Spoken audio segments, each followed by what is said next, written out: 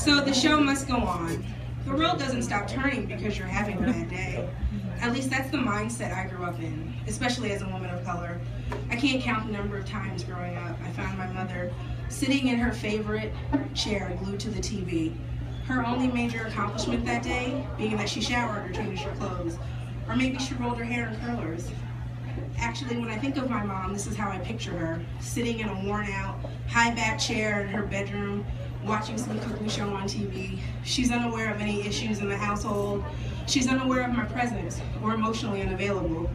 The world only revolving around her, watching some cooking show on Food Network, some recipe she probably won't attempt to make, despite the fact that my mother is a phenomenal cook.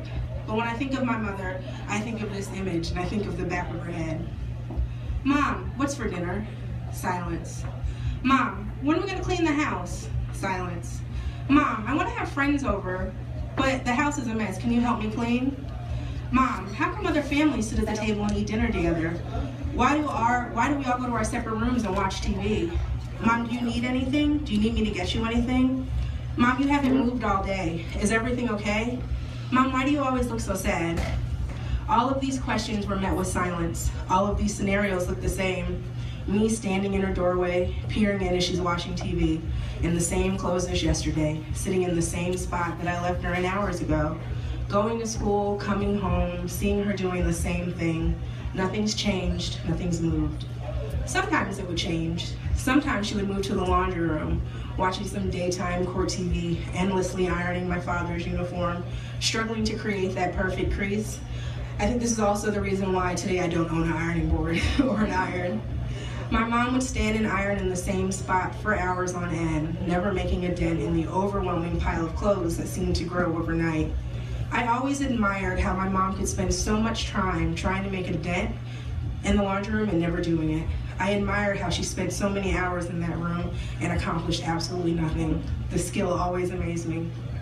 So with this image of my mother and the example I was shown, I learned that the show must go on. The show has to go on because if it doesn't, chaos will soon follow. Someone has to continue living. Someone has to clean. Someone has to cook. Someone in this household has to live and keep the show going. Someone has to live and survive past the stagnant veil of obligation, sadness, disappointment, unhappiness, and oppression. Eventually, I will learn that all of these were under the guise of a severely depressed and unhappy woman. I realized sooner than later that this is no way to live. This wasn't the way that I wanted to live. I wanted to actually experience life and not just survive. Living in that house was suffocating and slowly killing me. I realized I didn't want this to be me. I didn't want this life. So what does that mean? It means I do. I keep pushing myself. I keep doing. Yes, I'll go to that super late movie that's 20 miles away. Yes, I'll drive to bumfuck nowhere and attend a party with people I really don't like. Yes, I'll go to that concert with you, even though I'm exhausted. Yes, I'll go to that congregation that's 45 minutes away 3 times a week. Yes, I'll write for the college newspaper, even though I'm barely able to make time for my homework and classes. Yes, I will overwhelm myself. I will burn the candle at both ends. Yes, I will spread myself so thin that eventually I'll break. Because at least I'm doing something. I'm not sitting at home wasting my life. I will do all of these things because the show must go on, and I've seen firsthand what happens when it stops. But this mindset of the show must go on follows me into adulthood. The idea that even though you're living a double life, one foot in the life of a devout Jehovah's Witness, one foot in the other life of a gay teen, not knowing what you're feeling and if that feeling is right. I know the show must go on, even if you're having an internal war within yourself. I war over feeling worth. I war over feeling shame and guilt of these ungodly feelings and urges that I'm told I'm feeling. The show has to go on even though you realize you're surpassing your parents educationally and you see a difference in your already broken relationship. The show has to go on even though you're trying to schedule time to attend 5 meetings a week, go to school full-time, and schedule Craigslist dates with women you've met online. But I realized that the show had to go on when I saw my best friend and cousin marry the man she fell in love with. I realized at that moment I wanted my show to go on. I wanted that fairy tale ending. I wanted someone to love me unconditionally, and I wanted happiness. I don't want to live a life of loneliness and sadness because I can't openly date or love someone of the same sex. I realized I couldn't achieve that under the guise of continuing to be a Jehovah's Witness. So when I realized that my show had to go on, but the way that I wanted to, I realized I wanted to play the leading role in the show of my life, the leading role in the show of my life. But also, I realized that doing that meant leaving behind everyone and everything that meant something to me. I realized that if I continue along this road, I'll leave everyone behind. So as I sit across from my father in a Starbucks coffee shop, his eyes full of tears, I took the lead of my show and I took control. I told my father I no longer wanted to be a Jehovah's Witness, and I told my father that I was gay. I told my father that I wanted to be loved and experience the love of a woman, and that I wanted to live my life. My father told me that I was making a choice to walk away from him, my mother, my family, my religion, everything. He told me I was being selfish and that he was incredibly disappointed in me. And in that moment, I knew as painful as that was, my show had to go on. So fast forward to 5 years later, I'm still trying to take control of my show. I'm married to a woman who says she loves me. She wants to spend the rest of her life with me.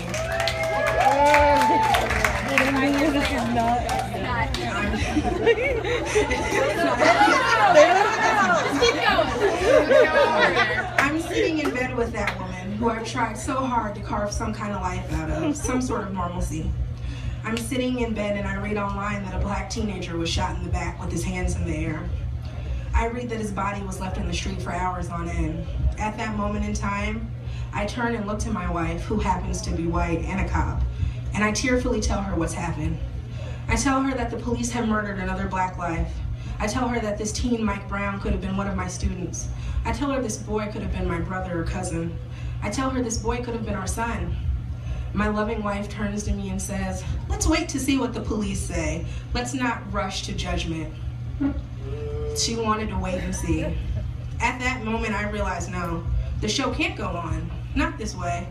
The show where we're both participating in, the show where I can't go about my life and think that the killing of an unarmed black teen is okay or normal.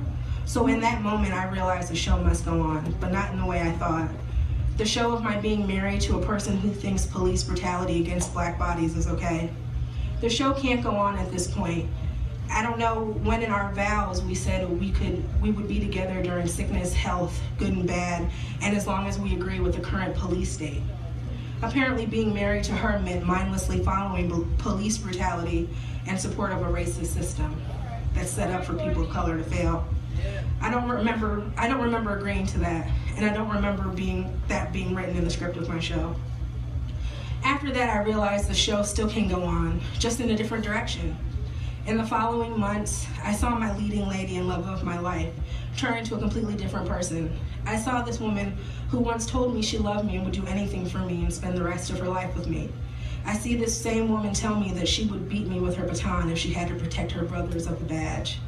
There's a side story to that. So when I started protesting and I got more heavily into it, I used to have a bag in my car. I called it my protest bag, and it was always filled with water bottles, milk of magnesia, goggles, masks, notepads, phone numbers to the jail support, anything you would need. And I had a lot of hands up, don't shoot shirts as well. But I felt that in our house and in our space, it should be a safe space for both of us. So I never brought any of that stuff into our house. Like, I always kept it in my car, but I didn't want to violate the space that was ours. And so I come home one night and I see this huge bag and it's full of riot gear. And I look and I ask my wife, what's this doing here? And she tells me that she signed up to do the crowd patrol from when Darren Wilson, when he wasn't indicted, but before when they came to the decision. So that's the mindset of that household. So I'm also changing as well. I'm not the same quiet, docile black woman she married. I actively do my part in the Black Lives Matter and Ferguson movement. I'm protesting, I'm making signs, I'm showing that I won't be silenced. I see this woman that I love and fought so hard to be with. I see her drift further away from me. And then one day I hear her say she no longer loves me and she's found someone else. I try to explain that I love her despite her profession. Just because I can't support a police force that has mistreated her, passed her up for promotions because she's a woman and gay, or the fact that she's just a woman. I tell her I still love her, but just not the uniform that she wears and the career that she chose. A week later, my wife tells me she no longer wants to be married to me, and she's in love with another woman, a white woman who supports cops and thinks that protesters are wrong. My wife at that point tells me it's just too hard to be married to me. She can't be married to someone who protests the police. So at that moment, I have a choice. I can choose to deal with this situation like my mother, hide in a shell of myself, ignore the world outside me and watch an endless amount of cooking shows or reality TV. Or I can choose to have my show go on, but in a different direction, by myself, dependent upon myself. So I choose the latter, and it led me to this moment. So 6 months ago, I packed up my Mazda and moved across town and moved to Tucson, where I'm sharing this moment with you in this story and showing that my story will continue to go on. I realize my show has to go on because I want it to, and not because I think I'm doing it for someone else.